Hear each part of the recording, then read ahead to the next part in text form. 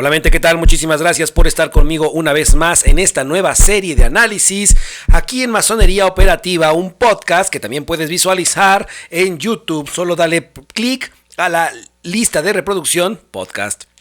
Y el día de hoy vamos a darle continuidad, esta segunda parte, al análisis de los antiguos documentos masónicos. Esta historia es fundamental empezar a estudiarla porque a partir de su conocimiento podemos empezar a implementar soluciones ante distintas problemáticas contemporáneas que muchos se niegan ciertamente a reconocer existen en la actualidad. Y los manuscritos que hoy vamos a leer se llaman las Cartas de Bolonia.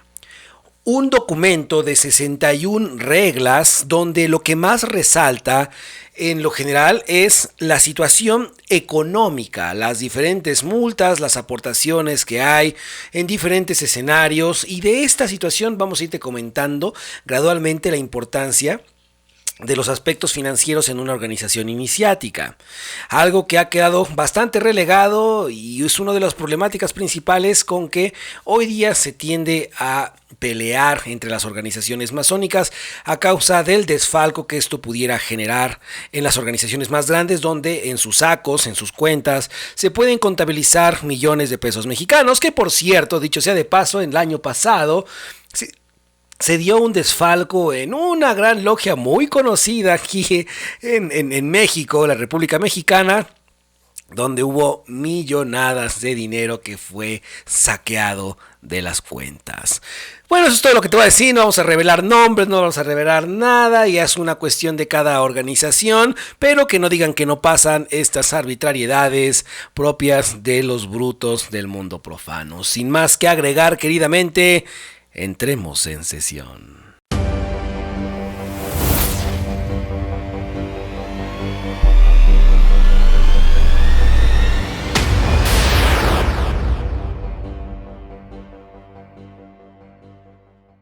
Mente, ni el automóvil ni la producción en serie la inventaron los japoneses. Y sin embargo, en la década de los 90 del siglo pasado,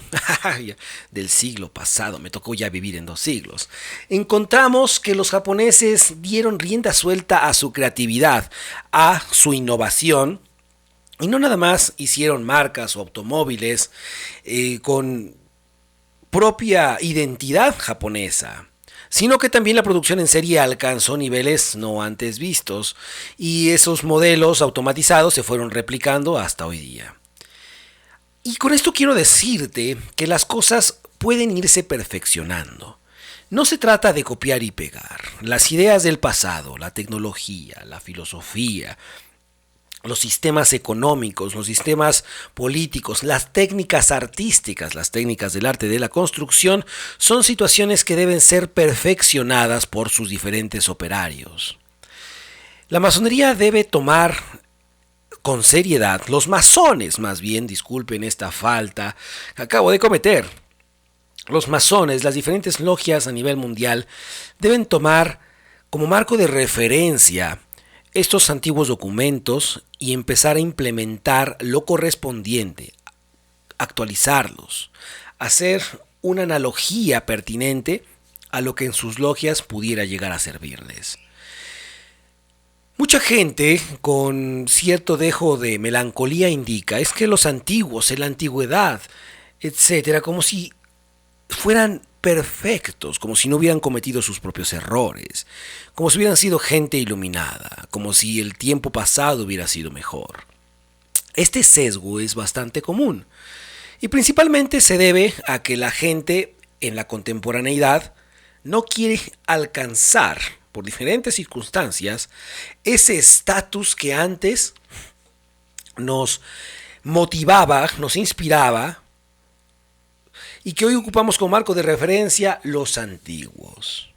Y si tú no conoces a un maestro fidedigno en la contemporaneidad, evita pensar que no existen. Muy propiamente es porque no te mereces conocerlo. Porque hay grandes maestros en la actualidad. De hecho, hoy es más sencillo rastrearlos, analizar su organización iniciática o su escuela del ojo, según dirijan, con bastante eficiencia. Pero se enfrasca mucho la gente en irse por una situación entre melancólica y arbitraria a ese pasado de remoto e indicar es que los filósofos de la antigüedad, como si contemporáneamente no tuviéramos grandes filósofos de la talla de Pitágoras, Sócrates, Aristóteles. Aquí también tenemos en esta contemporaneidad del siglo XXI, como lo es Carlos Blanco, pero a razón de la falta de actualidad, de la falta de investigación con que los dirigentes en ocasiones tendemos arbitrariamente a conducirnos, vamos volviendo obsoletos no nada más nosotros, sino a las personas que están a nuestro cargo, que confían en nuestra instrucción. Las cartas de Bolonia son un claro ejemplo de que situaciones del pasado pueden traerse en la contemporaneidad. Pueden entenderse y erradicar diferentes mitos de 1248. Actualmente, el original se conserva en el archivo del Estado de Bolonia. 371 miembros firmaron este documento que, como lo hicimos en la sesión pasada, vamos a analizar solo pequeños extractos.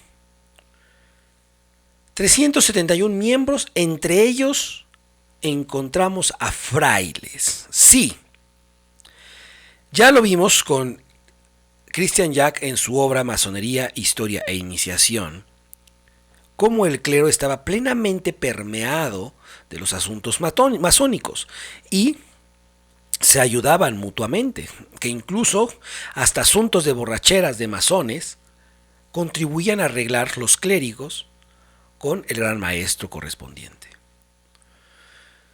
Estos manuscritos, los 371 miembros eran practicantes del cristianismo, propiamente su rama católica. Estas cartas fueron hechas a nombre y en honor, cito, de Dios.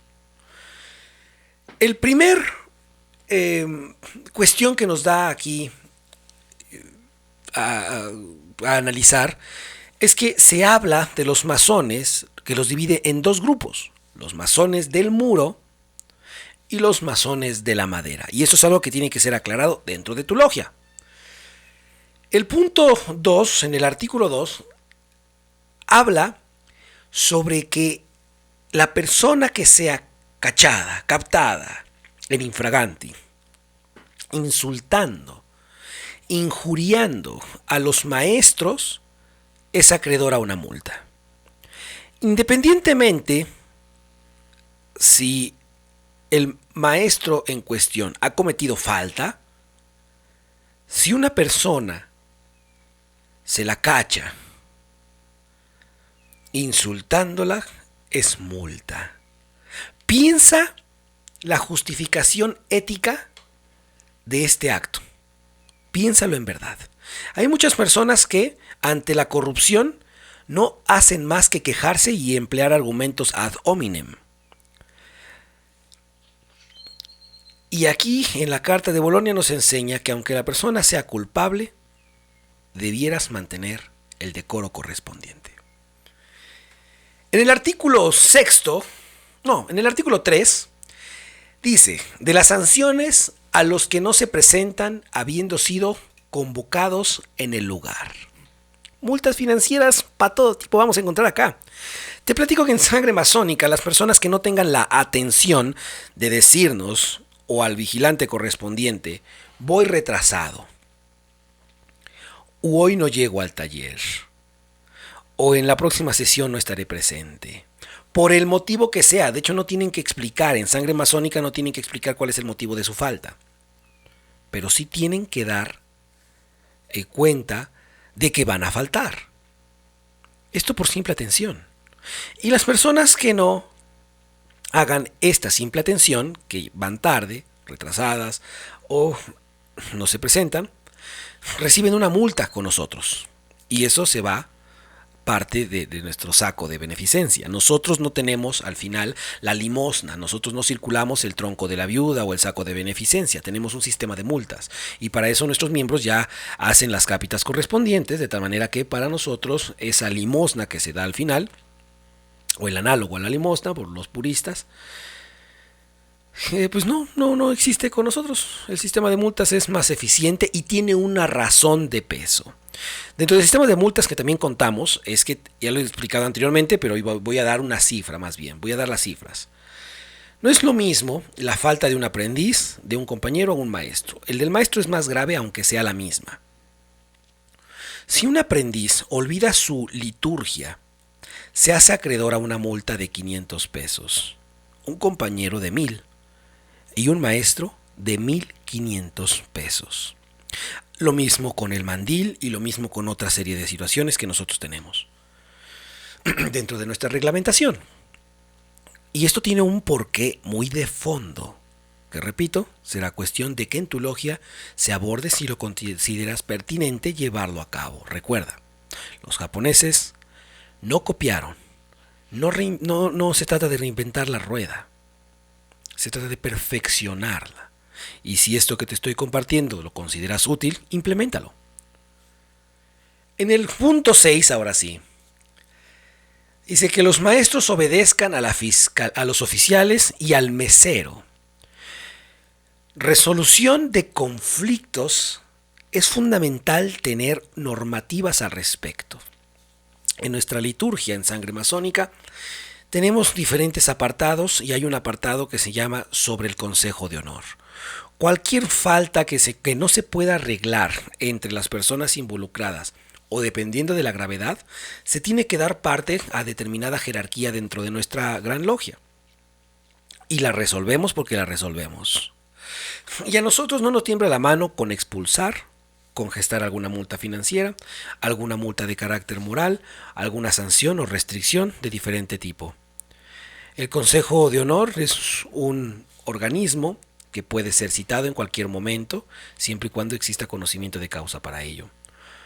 Muchas de las cosas que desestiman la continuidad dentro de una logia es que no se sabe cómo resolver los conflictos. En sangre masónica tenemos varias personas que se salieron de su logia madre porque no supieron resolver conflictos muy sencillos, o que se resolvieron de forma corrupta o no clara. Y sinceramente, muchísimas gracias, hermanos, por hacer un pésimo trabajo, porque sin ustedes no tendríamos a estas personas dentro de nuestra línea de trabajo. Pero a los que sí quieran poner cartas en el asunto y hacerse responsables de lo que implica dirigir un taller, empleen el pensamiento profundo para gestar sus normativas en cuanto a resolución de conflictos de cualquier tipo. En verdad, la convivencia con seres humanos, y más que a la masonería, no llegan hombres libres, llegan hombres con muchos vicios, con muchas carencias. Te vas forjando en la libertad o perfeccionando en ella conforme vayas avanzando, si es que tienes una metodología y un maestro fidedigno, y tienes aparte tú la disciplina necesaria para operar lo que se te está transmitiendo. Entonces, con esas situaciones vas a tener diferentes problemáticas de índole financiero, de índole sentimental, de abuso de confianza, de que ya se insultaron, de que se ven feos, de que alguien choque el carro del otro, queriendo o no, o le haga daño material, robos. Dimensiona las problemáticas, hermanos dirigentes, porque de otra manera seguirán echando a perder gente de forma arbitraria. En el punto 8 nos indica con este título que ningún maestro debe perjudicar a otro maestro en su trabajo. Aquí en México tenemos una frase, un concepto muy interesante que se llama chapulinear. Es decir, se ocupa mucho esta sentencia cuando tienes novia y tu mejor amigo le está tirando los perros, ¿no? La quiere conquistar también. Se llama chapulín y es de lo peor que existe. Bueno, pues aquí ya lo hemos abordado antes. Hay muchos maestros de otras logias, o puede ocurrir algo similar dentro de la tuya, donde se busque que se te quite a la gente que tú diriges, tratándola de convencer de que tú eres esto, tú eres el otro, de que aquí en mi logia vas a recibir un mejor trato, de que aquí yo te voy a dar el grado, de que aquí vas a tener un puesto, etc.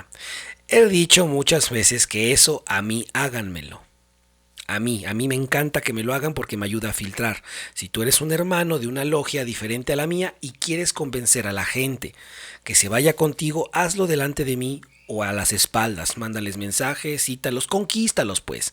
Si se van contigo, muchas gracias. Yo nunca lo voy a hacer, pero si quieren háganlo conmigo, por favor. Pero en los estatutos de Bolonia se hablaba sobre una situación de que no se perjudique al otro por más tirado que esté en el piso y por más que se merezca la justicia divina sufrir lo que está sufriendo. Aún así, debemos evitar hacer, ¿cómo era la frase? Fogata de leña tirada, ¿no? De leña al suelo, algo así. Bueno. En el punto 8, en el punto, mira, aquí dice en el punto 12, vamos a brincarnos. El punto 12 dice que debemos acudir cuando haya un difunto so pena de pagar multa. Imagínate, en las cartas de Bolonia hay, te repito, multas para todo. Y cuando alguien fallece, miembro de la masonería, debes acudir. Es algo que por plena ética se debe hacer, independientemente de los problemas que hayas tenido con esa persona que ya desencarnó. Y esto pudieran ustedes a lo mejor criticarlo con las cartas de Bolonia, cosa que se debe hacer, porque no se trata solamente de leer estos textos y decir, qué bonito, ya quedó como bagaje histórico. No, donde está el análisis correspondiente. Cuando se citaba, porque alguien fallecía, se tenían que hacer las ceremonias católicas correspondientes a miembros de la masonería, la gente que no fuese pagaba multa, porque era una falta de respeto ante un individuo que se entregó a la fraternidad. Dimensiona estas situaciones, querido hermano, y tomemos más en serio lo que son el desencarnamiento de los maestros, masones, compañeros y aprendices. Para las cartas de Bolonia no había lo que hoy en lo general se tiende a hacer. Cuando haya un difunto, dice, no cuando haya fallecido un maestro. Dentro de determinadas normas institucionales se dice que un maestro masón es solamente el que debe disfrutar de la ceremonia fúnebre con el ritual masónico contemporáneo, que aprendices y compañeros están exentos de esta cuestión. De hecho, ha habido famosillos por ahí que siendo aprendices mueren y de repente estando ya muertos les dan el grado para hacerles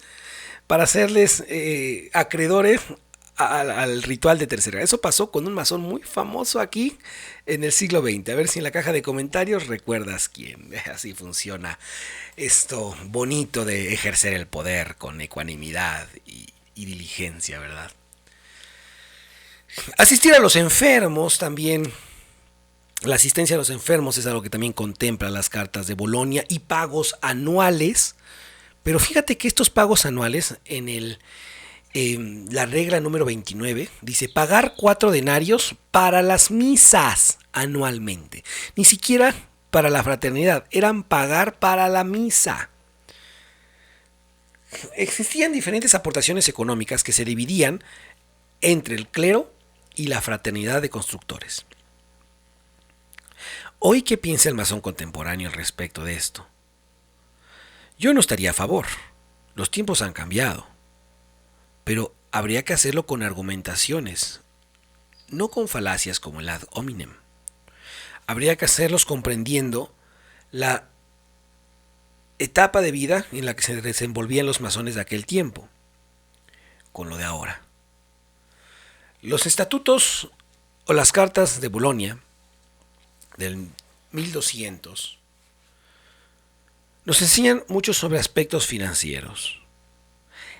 Y es muy curioso, pero cuando a la gente le hace saber que existen normas en tu logia, comete la falta correspondiente, después ya no quiere aceptar hacerse responsable de los efectos de la ley que se quebranta.